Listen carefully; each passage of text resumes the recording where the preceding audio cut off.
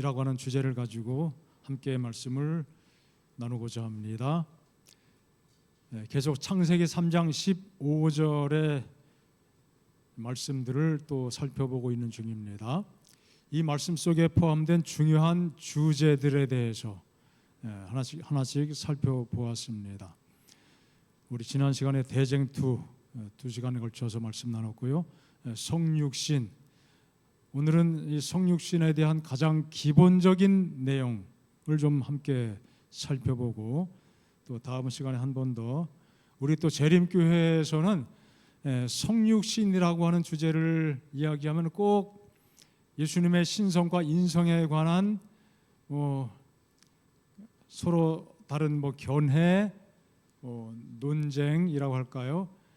그런 주제를 건너뛸 수가 없습니다. 왜냐하면 워낙 또 이 주제에 대해서 또 서로 다른 견해들을 가지고 있고, 또 많은 경우에 그 견해들로 인하여 영향을 받고 그런 상황이기 때문에, 물론 여러 번 또 들으신 주제이지만 다시 한번 좀 간략하게 주제를 살펴보고자 합니다. 성육신을 이해시킬 수 있는 여러 가지 예화들이 있습니다. 전해지는 한 예화가 있죠. 한 인도 청년이 미국으로 유학을 가게 되었습니다. 그런데 한 미국 사람이 그 청년에게 복음을 전하기 위해서 접근했고, 이제 길을 가면서 그 청년과 이야기하는 중에 그 청년은 성육신이라고 하는 것에 대해서 도무지 이해를 할 수 없다는 이야기를 하게 되었습니다. 그런데 길을 가다가 트랙터가 밭을 갈고 있는데 거기 개미가 있고 개미집이 있는데, 개미떼가 있는데 인정사정 없이 막 밭을 갈아버리는 겁니다. 여러분, 이 힌두교 신앙, 불교도 좀 그렇지만 이 살생에 대해서, 또 미물에 대한 그 살생도 아주 굉장히 엄격하게 터부하고 있죠. 그래서 그 청년은 그 개미를 보고서 굉장히 안타까워했습니다. 그때 그 미국 학생이 그 청년에게 이야기했습니다. 당신이 아무리 안타까워하고 아무리 가서 소리를 질러도 개미가 뭘 알아들을 수 있겠냐? 전혀 알아듣지 못하지 않냐? 자, 그러면서 성육신의 개념을 설명해 준 것입니다. 하나님께서 왜 인간이 되셨는가? 하나님은 너무 크시고 위대하신 분이기 때문에 하나님께서 직접 나타나시면은 감당할 수 없고, 하나님께서 그분의 말씀들을 온전히 사람들에게 전달하기 위해서 하나님께서 사람이 되신 것이다. 이제 그런 논리로 접근하고 그 청년이 깨닫고 이해를 했다는 이야기가 전해집니다. 전도 집회 때 이제 이런 예화들을 이제 가끔 듣습니다. 사람과 개미뿐이겠어요? 사람이 개미가 된 것과 하나님께서 인간이 되신 것과 어떤 게 더 어마어마한 일입니까? 얼핏 보면은 인간이 조그만 개미가 된다? 이것도 말도 안 되는 얘기지만, 하나님께서 인간 되신다? 이것은 정말 더 말이 안 되는 이야기죠. 하지만 성경에는 그 귀한 사실이 우리 구원에 얼마나 중요한 영향을 미치는지, 또 그것 외에는 다른 길이 없기 때문에 하나님께서는 이 방법을 통해서 사람을 구원하신 것이죠. 이것이 정말 중요하기 때문에 그것은 오래전부터 계획되었고 끊임없이 예언되었고, 그 말씀이 계속 반복되고 그 말씀이 이루어지고, 또 사람들은 또 그 말씀을 또 묵상하면서 하나님의 위대하심과 크신 사랑에 대해서 늘 감동을 받고 하나님께로 가까이 나아오게 되는 것입니다. 요한복음 1장 4절 14절 우리 말씀 잘 알죠? 말씀이 육신이 되어 우리 가운데 거하심에 우리가 그의 영광을 보니, 육신 말씀 하나님께서 예수님께서 인간이 되신 것, 그리고 우리 가운데 거하시는 것, 가만히 보니까 거기에 영광이 가득합니다. 아버지의 독생자 그리스도 예수의 영광, 얼마나 위대한 것인지 그곳에 은혜와 진리가 충만하더라. 하나님의 사랑의 은혜와 우리를 구원하시는 진리가 어디에 가득해 있다고요? 인간이 되신 그 예수님, 독생하신 하나님, 그 영광 속에 가득하다는 것입니다. 예수님께서는 구세주가 되시기 위해서 인간의 육체를 입고 이 땅에 오신 것이죠. 우린 그것을 성육신, 영어로 incarnation 그렇게 이야기하죠. 라틴어에서 온 단어입니다. 카르고, 카르니스, 육신 안에 혹은 육신이 되셨다, 그런 의미로 incarnation이라고 이야기합니다. 이것은 기독교의 아주 중심, 핵심이 되는 가르침, 교리입니다. 이것이 없이는 성경의 어떤 가르침도 다 험한 것이 될 수밖에 없는 것입니다. 예수님께서, 메시아께서 인간의 모습으로 오실 것이라고 하는 예언이 끊임없이 성경에 반복되어 있습니다. 창세기 3장 15절부터 시작해서 여자의 후손, 한 여인의 후손, 사람으로 오신다는 것이죠. 또 아브라함의 자손, 아브라함의 그 혈통을 따라서 그 혈통 속에서 한 인간으로 오시겠다는 것입니다. 또 모세, 나와 같은 선지자, 모세와 같은 선지자, 인간 모세와 같은 선지자, 또 다윗의 자손, 인자, 또 탄생한다는 것이죠. 그것은 다 인간의 그 태어남을 이야기하죠. 고난, 죽음, 처녀 탄생, 다 사람으로 오신다고 하는 그 사실과 다 맥을 같이 하는 예언들입니다.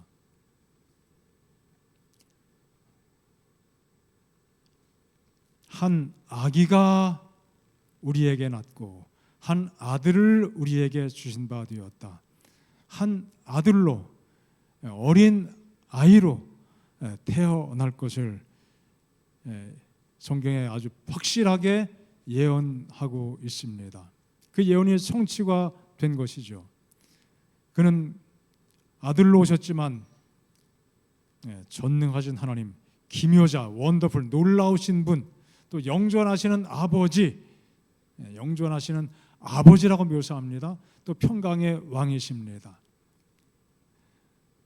참 섞일 수 없는 단어들이 섞여 있죠. 어떻게 그 아기가, 그 한 아들이, 어린아이로 탄생한 그 아들이 어떻게 하나님이실까? 어떻게 영존하시는 또 아버지가 될까? 아들이 아버지의 동시에 놀라우신 기묘자, 평강의 왕. 참 이해하기 어렵습니다. 우리가 믿고는 있습니다. 믿긴 하지만 이해는 안 돼요. 이거 어떻게 이해할 수 있어요? 우리 사람의 경험상 우리가 이해할 수 있는 그런 내용들이 아닙니다. 그래서 이게 성경에 이렇게 또 바울은 이야기하죠. 크도다 경건의 비밀이요.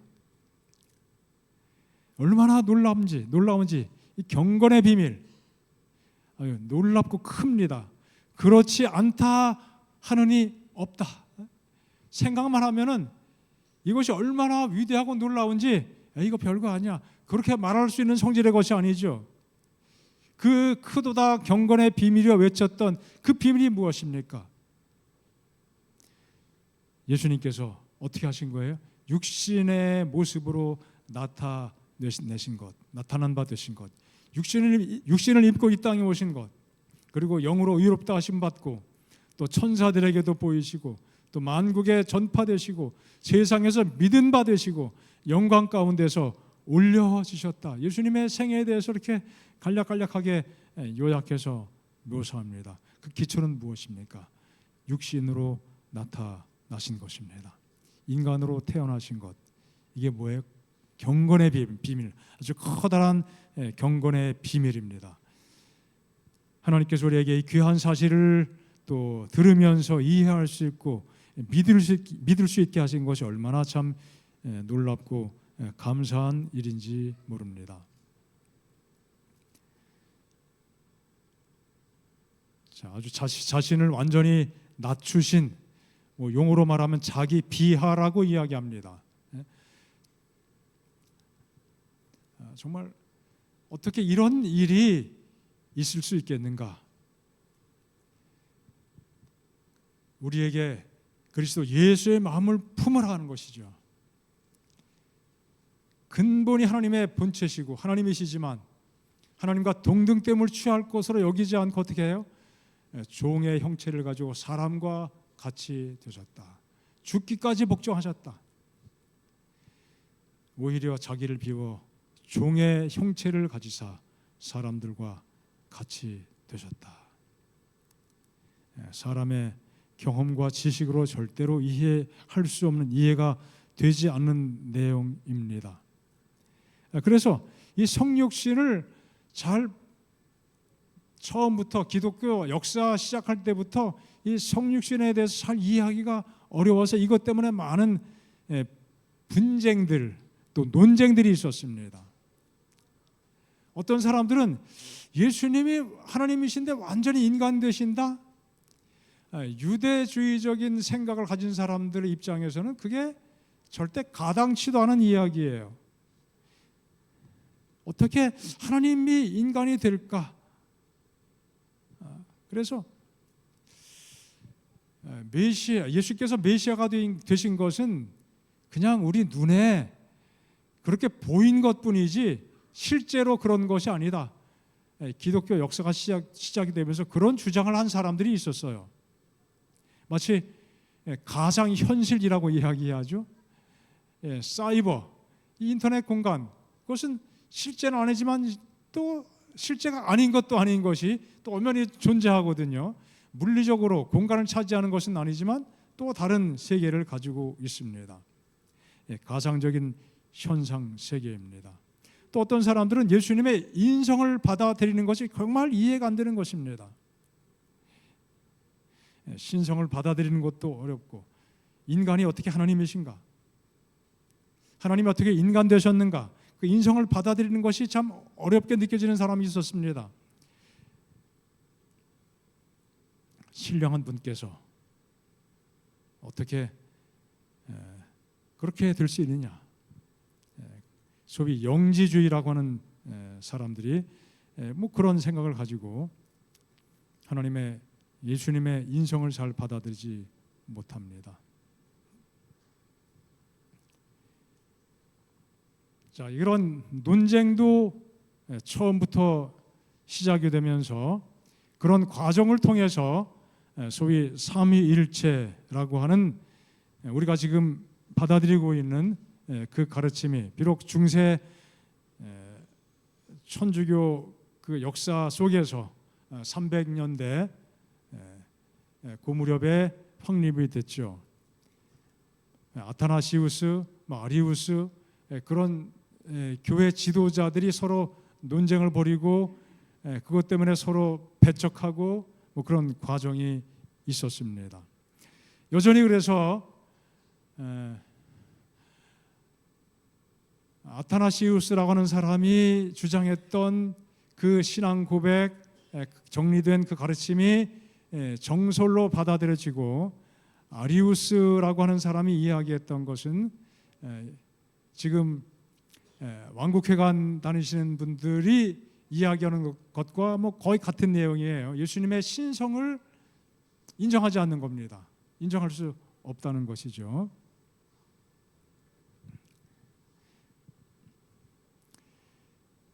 그런 어떤 논쟁의 과정을 통해서 그런 교리적인 체계가 정립이 됐습니다. 처음부터 예수님이 지금 우리가 이해하는 것처럼 성경을 좀 균형지게 읽을 수 있고, 그 당시에 그 신약 성경이 다 완성되기 전에 이런 논쟁이 시작됐기 때문에 많은 어려움들이 있었죠. 그래서 지금 우리가 이해하는 것처럼 그렇게 이해할 수 있는 상황이 아니었습니다. 그래서 많은 사람들이 그 신앙에 대해서 혼돈하게 되고 긴 어떤 논쟁의 과정을 거쳤는데, 어떤 사람이 예수님을 이렇게 이해하면은 처음부터 이렇게 체계적으로 딱 예수님의 신성과 인성은 이런 거야 그렇게 정리한 것이 아니라, 누가 뭐 주장하면 그건 아니야, 요건 맞지만 요건 아니야, 이거는 맞는데 이건 아니야, 이제 그런 식으로 가지치기 형식으로 성경과 잘못된 상치되는 그 견해들을 가지치기 하는 과정을 통해서 지금 우리가 이해하고 받아들이는 그런 내용이 형성이 된 것입니다.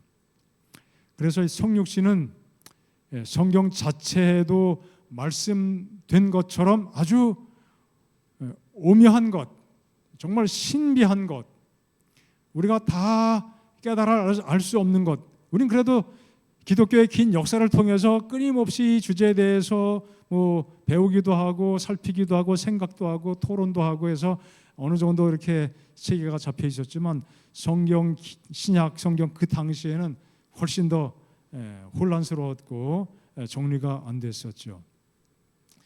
여기 사도 베드로가 이렇게 이야기했습니다. 알기 어려운 것이 더러 있다. 무식한 자들과 굳세지 못한 자들이 억지로 풀다가 이해 안 되는 것을 그냥 억지로 꿰 맞추다가 어떻게 해요? 스스로 자칫하면은 멸망에 이르게 된다. 지나치게 억지로 풀지 말라.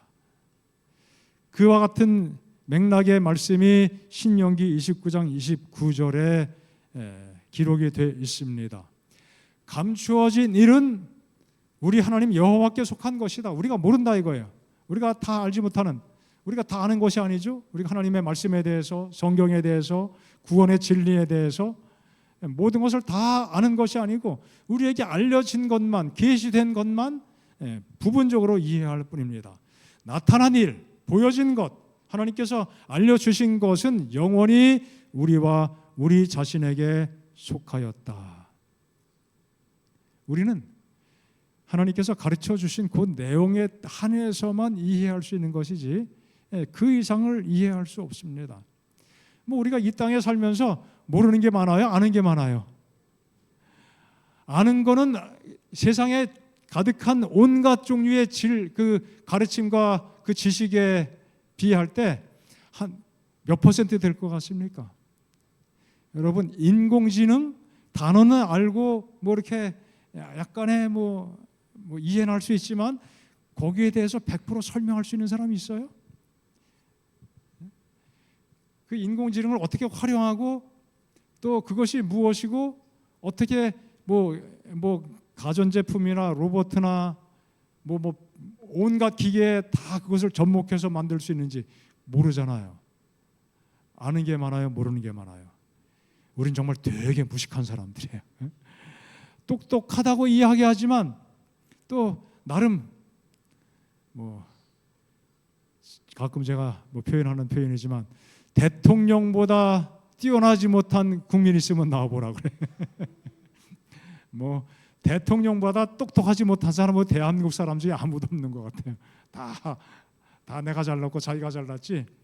아유 우리 대통령 그거 왜 그래?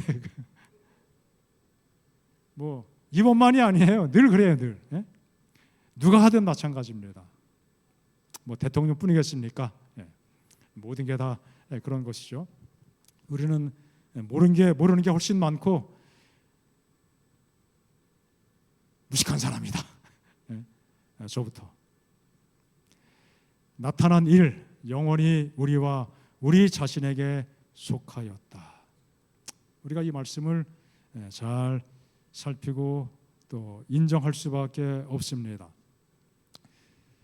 자, 교회 증언의 말씀입니다. 죄가 세상에 들어온 것, 그리스도의 성육신, 중생, 부활, 그 외에 성경에 제시된 많은 주제들은 너무 깊어요. 너무 심오해서 인간의 마음으로 설명하거나 완전히 깨달을 수 없는 오묘한 것들이다. 뭐 성육신뿐 아니라 죄가 세상에 들어온 것, 뭐 여기 이것만이 아니죠. 하나님이 세상을 창조하신 것, 하나님의 존재 그 자체 우리가 어떻게 이해할 수 있겠어요? 그러나 하나님께서 주신 영의 감동하심으로 그것을 이해하고 깨닫고 받아들이고 믿는 것이죠. 이 중에 성육신도 포함되어 있습니다. 너무 심오한 내용들이기 때문에 유한한 인간의 마음으로 또 무식한 사람의 또 판단과 지식으로는 완전히 깨닫지도 못하고 설명할 수 없는 주제들이다. 그러나 하나님께서는 그것들이 하나님의 특성에 속한 것이라는 충분한 증거를 성경을 통하여 우리에게 주셨다. 다 이해할 수는 없지만은 하나님의 특성에 속한 것이라고 하는 증거를 말씀을 통해 주시고 또 성령을 통해서 깨닫게 해 주신 것이죠. 그러므로 우리는 그분의 섭리에 속한 모든 오묘를 이해할 수 없다는 이유로 그분의 말씀을 의심해서는 안 된다. 내가 이해하지 못한다고 해서 그것 때문에 의심하거나 거절하는 것은 무식에 무식을 쌓는 것이죠. 뭐 세상의 현상들 가운데 우리가 이해하지 못하는 것 정말 많습니다. 우주의 법칙들에 대한 과학적인 설명도 이해하지 못한 것이 거의 대부분입니다. 뭐 수학 시간에 배우는 그 수학적인 어떤 사실에 대해서도 참 이해하기 어려운 것들이 많아요. 어떻게 그 과학자들이 수학적인 계산을 정확하게 해서 해와 달과 또 지구의 운행 속도와 방향을 정확히 분간해서 뭐 아폴로 우주선을 달나라에 보낼 때 그 궤도를 정확하게 따라서 갈 수 있도록 그다 뭐 하는 거예요? 계산을 해야 가능한 것이거든요. 그 계산을 저는 뭐 10년 동안 배워도 못할 것 같아요. 저 그래도 뭐 고등학교에서 수학을 뭐 아주 못한 건 아닌데 정말 대단한 사람들이 많이 있습니다. 너무 심오합니다. 이해하지 못하는 거에 정말 많은 것이죠. 자, 내가 모른다고 해서 그런 법칙이 그런 원칙이 없다고 주장한다면은 이거 얼마나 무식하고 또 못돼 먹은 일입니까? 그렇죠? 영적인 주제들도 마찬가지입니다. 미처 다 깨닫지 못하는 것들이 수없이 많습니다. 우리가 알고 있는 것도 다 아는 것이 아닙니다. 단지 약간 뭐 하는 거예요? 맛보기 정도입니다. 맛보기 정도. 하나님의 사랑에 대해서도 성육신에 대해서도 하나님의 창조와 하나님의 존재에 대해서도 약간 맛을 보고 아는 거지 우리는 다 알 수 없습니다. 하지만 약간 맛을 봤는데 그 맛이 어때요? 괜찮아요? 아주 맛있어요. 먹을 만해요? 맛볼 만해요? 더 많이 섭취할 만하죠? 바로 그것입니다. 우리 화이 주석의 요한복음 1장에 대해서 이렇게 설명합니다. 그리스도의 성육신의 신비를 설명할 수 있는 사람은 아무도 없지만 화이트인 그분께서도 내가 다 안다고 말씀하지 않고 나도 설명 못한다. 다 알 수 없다. 하지만 우리가 아는 것은 뭐예요? 그분이 이 세상에 오셨다는 것, 그리고 사람들 가운데서 한 인간으로 사셨다는 것. 다는 몰라도 요 정도 아는 것만 가지고도 하나님을 깨닫고 경험하고 구원에 이르는 데는 충분한 조건이 되더라. 인간 예수 그리스도는 주 하나님 곧 전능하신 이가 아니었지만 그리스도와 아버지 하나님은 하나이셨다. 참 어려운 표현이에요. 자, 그 이후에 또 이렇게 묘사합니다. 그는 모든 일에 우리와 한결같이 시험을 받으셨지만 미혹을 받으셨다. 그래서 이렇게 뭔가 이렇게 유혹을 받으셨다는 것이죠. 거룩한 자라 일컬음이 되셨다. 죄에 짓지 않고 모든 시험에서 승리하셨다. 뭐 그런 의미입니다. 그리스도는 모든 일에 한결같이 시험을 받으셨을 것이지만 좀 부드러운 어조로 받으셨을 것이지만 죄가 없으셨다는 것은 죽을 수밖에 없는 우리 인생에게는 설명되지 않은 채 남아있는 신비라. 설명되지 않은 채 남아있는 신비. 설명되지 않은 것이 엄청 많기 때문에 우리는 또 하늘에 가서 나 이제 구원받았으니 뭐 알 거 다 알고 배울 거 다 배웠으니 이제 더 이상 안 배워도 돼. 더 이상 몰라도 돼. 그렇게 사는 것이 아니라 뭐예요? 끊임없이 배움의 경험 속에 살아간다는 것이죠. 또 끊임없이 영적으로 지적으로 성장해 간다는 것입니다. 기대할 만한 우리 삶의 여정이 아니겠습니까? 하늘의 삶이 정말 기대할 만한 것입니다. 그리스도의 성육신은 지금까지도 신비요 앞으로도 신비로 남아있을 것이다. 나타난 것은 우리와 우리 자손들을 위한 것이지만 근본적으로 그리스도를 전혀 우리와 또 꼭 같은 인간으로 만들어 버리지 못하도록 모든 사람에게 뭐하라? 경고하라. 다음 시간에 좀 함께 잠깐 좀 말씀을 나눌 생각인데, 소위 완전론자 견고한 토대 쪽에서 주장하는 성육신에 관한 성육신에 대한 이야기 이렇게 지금도 이 유튜브에 많이 올라와 있는데요. 그런 내용들을 보면은 그 논쟁점을 가지고 다 이야기합니다. 예수님의 신성이 어떤 상태냐, 그분의 인성이 어떤 상태냐, 그것을 아주 굉장히 중요하게 강조하고 우리가 이해하는 그런 내용들에 대해서 아주 잘못된 것으로 많이 이야기합니다. 자, 그런데 결국은 그분들이 가지는 그 논리는 우리 꼭 정말 죄를 가지고 태어나신 정말 그 죄인으로 그 죄된 본성을 가지신 분인 것처럼 하여간 거의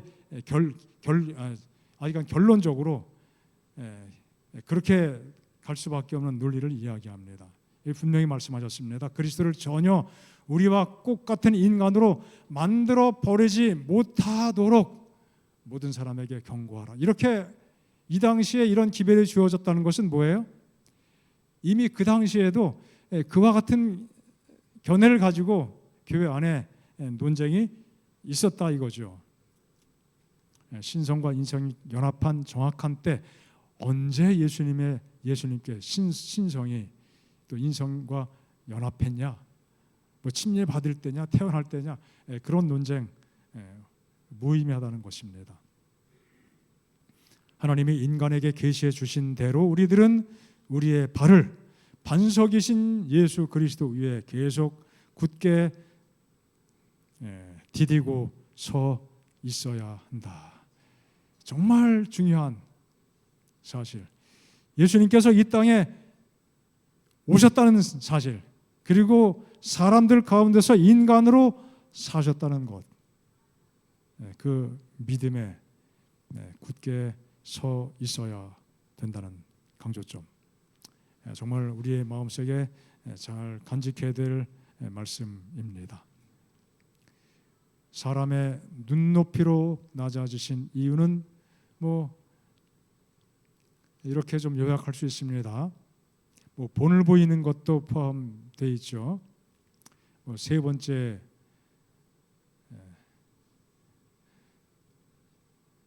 거기에 포함되는 것으로 이해할 수 있습니다. 예수님이 본을 보이기 위해서는 우리와 똑같은 죄된 본성을 가지고 있어야 진짜 본이다. 예수님은 죄 없이 사셨기 때문에 우리도 예수님처럼 죄 없이 돼야 된다. 그 비슷한 맞는 말 같으면서도 뭔가 좀 그런 부분이 있어요. 그런 내용을 좀 다음 시간에 좀 잠깐 살펴보고자 합니다.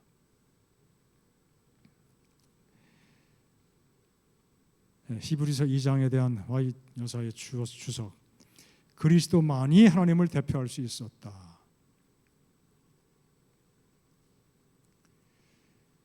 태초부터 아버지와 함께 계셨던 그분, 보이지 않는 하나님의 본체의 형상이셨던 그분만이 능히 이 일을 하실 수가 있었다. 어떤 말로도 하나님을 이 세상에다 계시하실 수가 없었다. 말로는 안 되는 것을 계시해 주시기 위해서 타락한 세상에 하나님을 대표해서 하나님을 보여주기 위해서 예수님이 오셨다는 요지의 말씀입니다. 또 그분은 순결한 삶을 사셨고 하나님의 뜻을 완전히 신뢰하고 복종하셨죠. 가장 높은 스랍 천사라 할지라도 움츠러들 수밖에 없는 욕된 삶을 통하여 얼마나 예수님께서 치욕을 당하셨습니까? 그런 삶을 통하여 하나님 자신을 인간에게 계시하여야 했다. 하나님의 사랑이 이처럼 놀랍고 위대하다 그거죠. 예수님께서 그렇게 치욕적인 경험, 굴욕을 경험하게 하시지 않으면 하나님이 어떠한 분이신지 어떻게 해요? 제대로 나타내 보여줄 수가 없는 겁니다. 얼마나 참 놀라운 말씀이에요. 이렇게 하기 위해서 우리 구주께서 신성 위에다 그의 인성의 옷을 입으신 것이다. 그는 인간의 신체와 정신 기능을 이용하셨다. 이렇게 함으로써만 인간의 이해를 받을 수가 있었기 때문이다. 인성을 갖고 있어야만 인간의 마음에 이를 수가 있었다. 그는 하나님께서 그를 위하여 예비하신 인간의 몸을 가지고 하나님의 품성을 생활로 나타내었다. 그저 말로만 하나님 이런 분이야. 사실 그 일반 다른 종교는 그렇잖아요.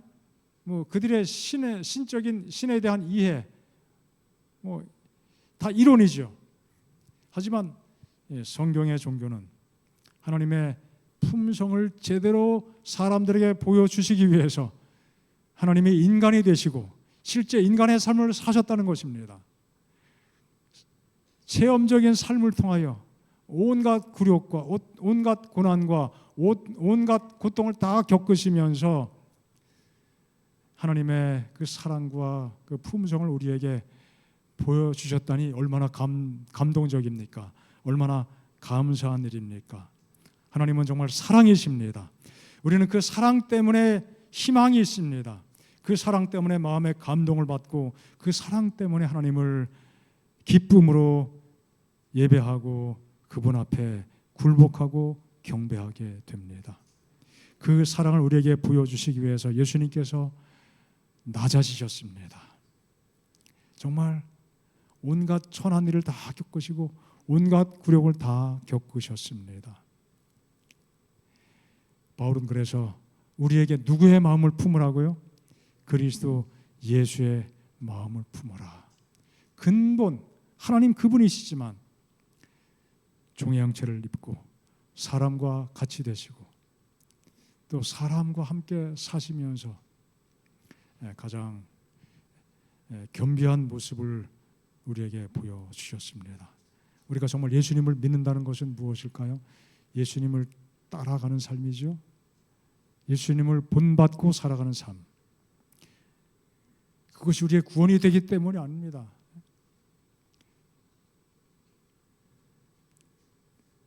우리가 다 예수님을 바라보고 주님을 앞에 모시고 그분이 인도하시는 대로 따라가는 그러한 마음을 가지고 언제나 하늘을 바라보고 예수님 바라보며 살아가는 우리 모든 성도가 되시기를 바랍니다. 우리 기도하는 시간 갖겠습니다.